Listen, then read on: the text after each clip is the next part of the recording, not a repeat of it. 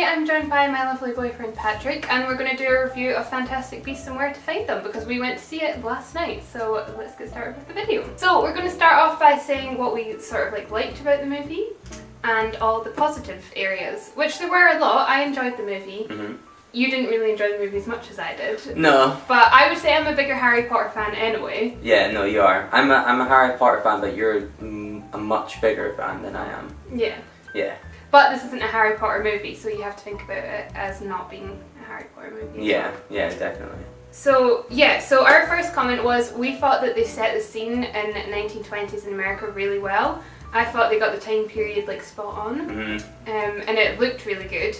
Well, for the most part anyway. Yeah, no, I agree. They definitely set like the time period up from the get-go. And so you weren't confused with it being to do with Harry Potter anyway, because it even looks completely different. I felt like the start was kind of like Harry Potter, which I actually quite liked though.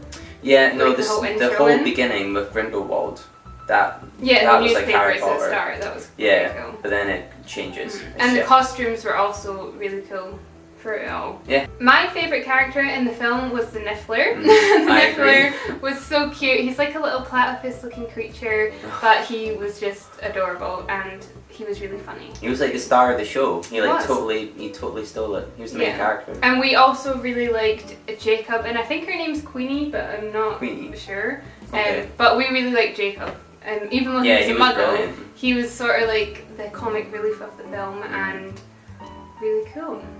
I thought the guy that played the villain was really good. What was his name? Colin Farrell. Colin Farrell. Yeah, he was really good. I can't remember his name in the movie, but I thought he was quite cool. And he worked in the Ministry of Magic. I thought the end bit was kind of weird. Spoiler alert on this video, obviously. When he turned out to be Grindelwald, I thought that was kind of weird, and I thought it would have been better to have him as just being a follower. But maybe that would have been too similar to the Death Eaters and Voldemort. I don't know. So. Also, I think this movie is going to be great for leading on to find out more about the history of Grindelwald and Dumbledore. But our biggest point about this was it's not really Fantastic Beasts and Where to Find Them. He's already found all the beasts. And they are in it a lot, but I think it's more Grindelwald's story, and that's what it's going to turn into.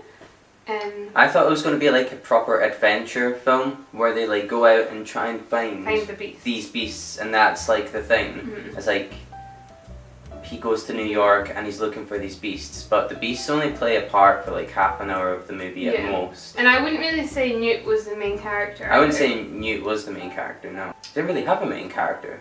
Not really.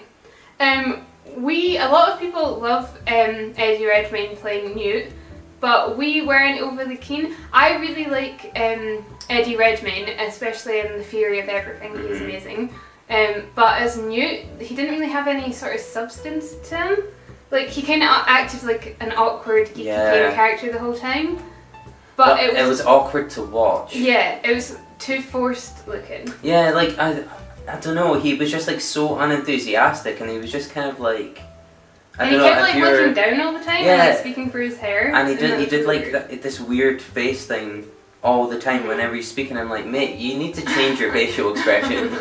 Yeah, and the lead girl, what's her name? Tina again? I think it's Tina. It might be Tina, yeah. I'm not sure. Yeah, I didn't really like her as a character. Like, I didn't understand her motives behind like doing what she done. Like, she like basically turned them into the Ministry, but also was helping them at the same time.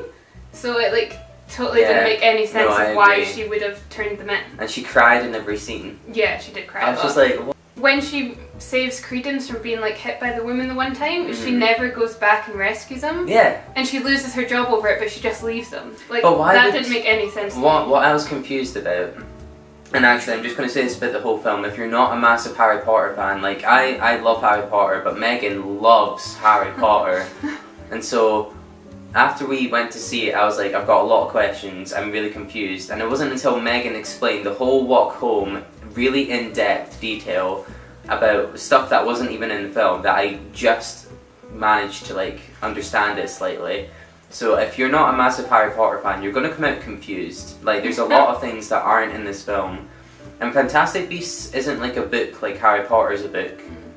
in the sense that a book made the film. It was a film without a proper book to it. So there wasn't really an excuse to not put things into the movie because you can't read about it. You just have to watch tons of YouTube videos of these fans. But it was basically just setting up for the next it's 4 films, just which they've already announced. For 4 more films. I think if they hadn't announced that they were making all them other films, people might think of it differently. Like, I think the fact that they set it out like it's going to be popular already is a good thing. But I mean, it probably will be popular, but still, they shouldn't have said that. And a lot of people don't like Johnny Depp as Grindelwald.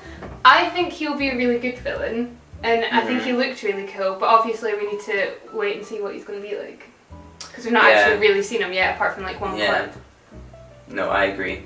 My biggest complaint for the movie was there was way too much CGI in it. Yeah, like, oh man. It actually really irritated me because in the Harry Potter films, like all the goblins are prosthetics, and I don't know why they had to CGI the goblin. At least make one of them real. Like, like obviously for like all the other creatures, they couldn't make them. Yeah. But for like the goblins, why did they not just stick to what they'd done before? Plus, they employed all them people to do it before. Like, they obviously still know them. But they built that massive Ministry of Magic set in America, like the American version of it. So why couldn't they have just put the creatures into like?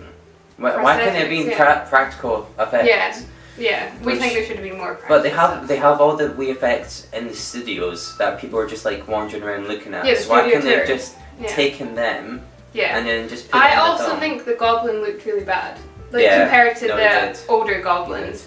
Like, they could have done that real. I think all the other creatures, like the bowtruckle and the niffler, looked really good. But they had character to them as well. I think that sold it. And you didn't like the look of the Thunderbird. I thought he looked good, but you didn't. You know what? All the wee creatures that are inside the suitcase, I thought they looked great. Considering their CGI, I thought they did a really good job. But the big bird, the Thunderbird, was the one that looked the worst. Because all the wee creatures that were small and they had a lot of detail to them. But the biggest one had not a lot of detail to him. And they also made Buckbeak, so they could have like at least made the head or something for them to interact with. We don't actually know how they made it because we've not seen videos of it yet, but I presume it was CGI. It looked CGI anyway. Yeah, it was. But and another one of our like confusion complaints was the like what burst out of the boy. I can't even remember what it's called. You know, when the children. What's that called again? It's like a black. They describe it as a black mass at the beginning of a film. Yeah, and it like bursts out and attacks people when wizards don't control their powers. For me, I thought that was a little bit too Avengery. Yeah, that's what I thought because they're smashing around New York. Like it's totally like an Avengers. Yeah, I thought that wasn't. For me, the CGI and that kind of over the top, just random explosion was something that took me out of the film. I mean, storyline wise, it probably does work, but I feel like they didn't put it across very well. Like they could have done that so much better, or just even had him still be like a person. Yeah. But this thing's like taking over him rather than turning him into a big swirly thing that would be in Marvel. Like that, I didn't think that fit into the world very well. No, I thought he played it well. I thought Ezra Miller. His character was quite interesting. He was really interesting. I would have liked to know more. Yeah. I can't believe they killed him off like at the end. Yeah, that was definitely a bit unneeded. I think it brought some reality to it though. Like saying that no, like bad things do happen. But I think they should have explained his storyline more. Unless they will in the next film. We don't know. I don't know. That whole plot line was lost with me. Yeah, and the Salem witch trials, like they wanted another Salem witch trial. They didn't really explain how that really fit into everything and why they would be thinking that again.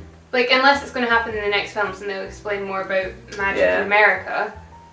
But then it's just kind of assuming that the fans already know all this. Yeah. And it's like, if you're a big fan, then you obviously do. But if you're like me and I've only seen the films and not read the books or anything, which is bad, I know I'll get hate for this, but you probably won't get it. Also, even though we said it's not really a Fantastic Beasts and Where to Find the movie because it's more about Grindelwald, after the first 5 minutes and the last 5 minutes, they totally forgot he even existed. Yeah. Like, he's meant to be like this mass murderer on the loose and all this, and they totally didn't mention anything about him. Because it's like terrorist attacks are happening over the whole magic circle or something around the world. And so Americans are aware of it, and they have like a clock, don't they, in the Ministry of Yeah, Magic. yeah. So they have like a threat clock, but nothing is said about Grindelwald. So I was kind of like, They oh, think it's alright. just about the beasts that are lost, which is why I think they called it Fantastic Beasts and Where to Find Them, because they think that's what they're hunting down. Mhm. But none of the wizards actually go out looking for any of the beasts either. Apart, they No. just send him to do it. But it's like Eddie Redmayne is like looking for beasts, and he just randomly comes across them. He's like, oh, okay, one down, two to go. Yeah. And it's like, oh, there's only 3 on the list. Yeah. One of them's like a wee like gold miner stealing Oh, creature. that's cute, yeah. It was, like, the and one that cutest. looks like a sloth. I can't And then remember what one it's that called. like turns invisible and looks like a sloth. Yeah. And just basically does the And same a thing. snake bird. And a weird snake bird that he goes and feeds. Yeah. And it's like, they couldn't have done anything Yeah. like I that. did like the animals in it, but it didn't relate to the plot. No. Well, I mean, it related to the plot and how they included it, but like, as it being the main focus of the film. I think the plot should have been surrounded by the actual title of the film. Yeah, yeah, which would have been really interesting. Mhm. And then had like a Grindelwald film. Yeah, I think if they spoke more about Grindelwald throughout the film, then yeah, that would tie in quite nicely. Yeah. Why do they have a death chamber? Like, that's such like a weird thing. And they just like send them straight in there, be like, right, you're sentenced to death on you go. Yeah. And then the woman's like smiling, taking them in. I know. That was weird. And then she randomly manages to like jump out of this like acid stuff when it was already surrounding her. Like, that bit was a little bit too Hollywoody. yeah, I think a lot of it was too Hollywoody. Like the guy and the black stuff floating around, like it was too Hollywoody. I liked how it still had the Harry Potter vibe of the world, but it wasn't enough. No. I don't think it was enough. It's completely different from Harry Potter, both Yeah, in good ways yeah. and bad ways, I'd say. It definitely is a Hollywood version of Harry Potter. It's got nothing on Harry Potter though. No, definitely not. But it is a completely different thing. Mhm. But not really, because Grindelwald ties into Yeah, everything. that's what Because this film is, the 5 films that are going to come out are spanned over 19 years. And by the end of the film, Tom Riddle's already left school, like by the end of this time period. So I'm wondering, does Grindelwald like tie in with Voldemort? Who knows? With, like the does rise it of end with Voldemort like or something? some of the original characters being in it? Like, will Dumbledore and Voldemort be back in it? I don't know if I like that, because I think I would have rather had a completely different one and had it Fantastic Beasts. I feel like they're just Star Wars in it. I feel like J.K. Rowling is now turned into George Lucas, and she's just like, well, that's the original done. Let's go to the prequels. It's like the CGI as well. I know, exactly. It's honestly, it's like scarily close.